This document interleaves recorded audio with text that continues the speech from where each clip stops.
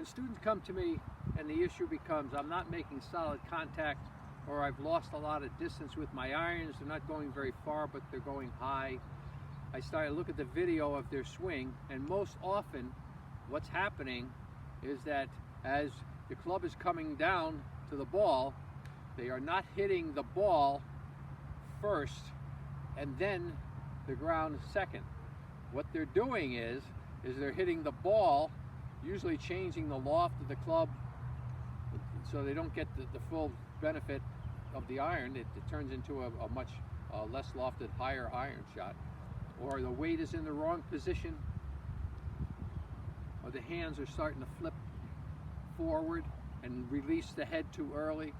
So we start to talk about the angle between the shaft and the forearm, which forms the bent back right wrist. Homer Kelly's book, The Golfing Machine, identified this as the right wrist flying wedge.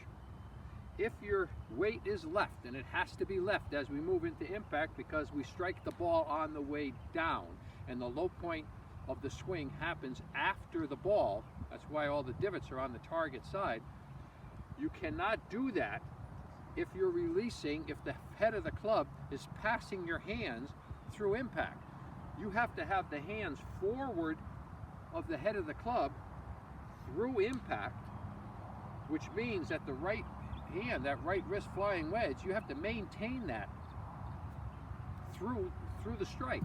Now, it's not that easy to do, because your right hand, if you're a right hand dominant player, what's going to happen is when you bring this club down, this right hand is going to want to release that club, and you have to be able to keep your shoulders turning and hang on to the back of that right wrist.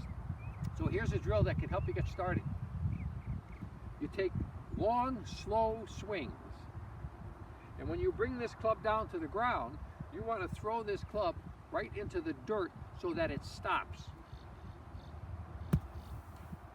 You want to get the feeling that you're coming down to the ground and you're throwing that club right into the dirt with that right hand in that position, because that's the feeling you have to get when you're coming down into the golf ball. So what happens now, you can actually, after you do that for a while, hit that ground real hard, hold that wrist in that position, then you can hit a golf ball from that same swing, half speed, keep the handle forward.